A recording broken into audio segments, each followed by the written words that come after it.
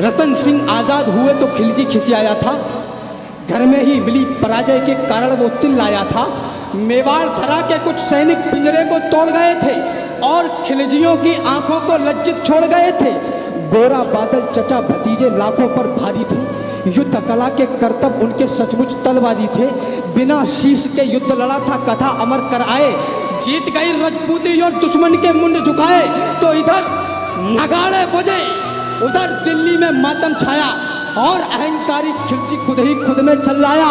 बोला सेना से मुस्तंडो जाओ और मर जाना, अपने बेहूदे चेहरे मुझको अब नहीं दिखाना। दिल्ली जैसे बड़े दुर्ग की रक्षा ना कर पाई चंद सैनिकों के हाथों, घर में ही मुंह की खाई। वो आजाद परिंदे से आए और उड़ा ले गए, तुम तलवार न खींच सके वो राजा छोड़ा ले गए। वाह, जिंदाबाद जिंदाबाद, वाह। उसने मुझको ललकारा है, मैं उसको ललकारूंगा। घर में घुसकर मारा है, घर में घुसकर मारूंगा। हाथी घोड़े सजवाओ, भाले पर्ची उठवा लो, सारी तलवारें तीर कटारो कटारी पर धारे रखवा लो। पूछ करो चित्तौड़ दुर्ग की घेराबंदी कर दो, जो आंखें पद्मिनी को देखें वो आंखें अंधी कर दो। बूढ़े बच्चे विधवाओं पर रहम नहीं तुम खाना, वीरों से ना जीत सको तो छुपकर तीर चलाना।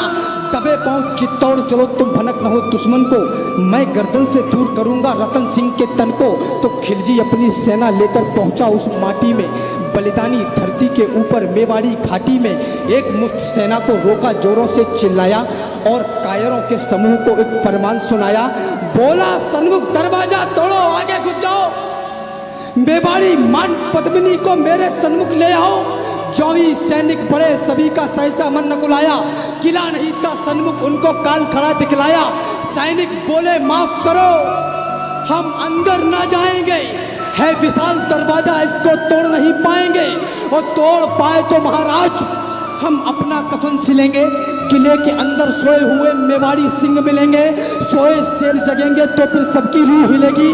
कितनी भी तेज भाग लेना पर दिल्ली नहीं मिलेगी, वक्त अभी झुकने का है, मेरे आका झुक जाओ। सबकी खैर चाहते हो तो बाहर ही रुक जाओ। चित्तौड़ दुर्ग दुर्गों का राजा, अंबर सी ऊंचाई, पैदल घूमो तो उम्र गुजर जाए इतनी लंबाई। लंबाई से भी विशाल थी रावल की प्रभुताई, प्रभुताई से बहुत कठिन थी पद्मिनी की ठकुराई। ठकुराई के आगे खिलजी विवश दिखाई पड़ता, किला बेध लेने वाली वह नित्य नीतियां गढ़ता। किंतु किले की उस दृढ़ता का वाह वाह क्या कहना, किंतु किले की उस दृढ़ता का वाह वाह क्या कहना। 8 माह तक रेत छानती रही खिलजिया सेना। वाह। दीवार दुर्ग की ददक रही थी दंगल के जंगल में, और दुष्ट दारुण दुख पाते मेवाड़ी मंगल में।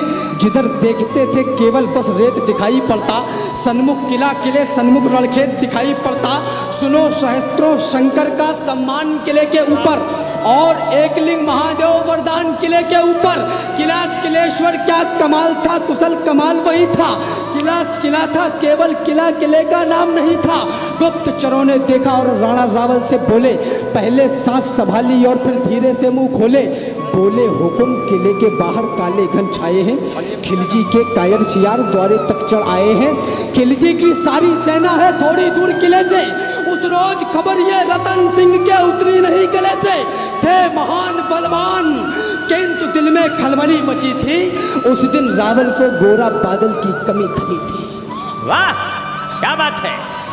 बहुत ऐसा नहीं, ऐसा नहीं कि शेर चमकना अपना छोड़ गए थे, ऐसा नहीं वो लड़ मरने का सपना तोड़ गए थे, ऐसा नहीं कि शेर मांद में छुपकर बैठ गए थे, ऐसा नहीं शत्रु सेना से चुपकर बैठ गए थे, ऐसा नहीं कि राजपुताने में रणवीर नहीं थे, ऐसा नहीं कि रावल के तर्कस में तीर नहीं थे, ऐसा नहीं कि उनकी तलवारों पर धार नहीं थी, ऐसा नहीं कि मेवाड़ी मिट्टी खुददार नहीं थी। केवल एक यही भय था जो उनको रोक रहा था, मानवता का रक्त बहेगा, ये डर टोक रहा था। पर्वत और युद्ध के किस्से और वैश्या का मुख, ये तीनों समुचित दूरी से ही देते सुंदर सुख। कथा युद्ध की सुनने में रमणीक लगा करती है, मगर समर्थन में शौर्य की धार बहा करती है। बच्चे अनाथ होते हैं, बहुएं विधवा हो जाती हैं, तभी युद्ध की असली सूरत मित्र नजर आती है। वाह! तो यही सोचते थे रावल की अगर लड़ाई होगी तो ये सच है दुनिया में अपनी ठकुराई होगी, अपनी ठकुराई होगी पर हर जगह बड़ाई होगी, किंतु बड़ाई की कीमत सचमुच योद्धाई होगी। खिलजी की सेना में है जितने भी लड़ने वाले, उनमें से ज्यादातर है भारत के रहने वाले। भारत के रहने वालों से हरगिज नहीं भिड़ेंगे, जब तक युद्ध तले टालेंगे तत्पश्चात लड़ेंगे। सभा बुलाई गई और सारे मंत्री बुलवाए, सच्चे महारथी और योद्धा भी दरबार में आए।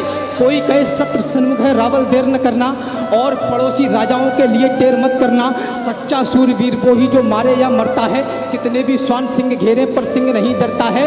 मृत्यु वो नहीं जो हमको अपने संग लेकर जाए, मृत्यु वो नहीं जो शरीर से प्राण अलग कर जाए, मृत्यु वो नहीं जो भय का कोई उन्माद उठाए, मृत्यु वो नहीं जो जीवन जीने में आड़े आए। मृत्यु तभी जब कहीं हमारा स्वाभिमान मर जाए, मृत्यु तभी जब हम विपरीत परिस्थिति से डर जाए।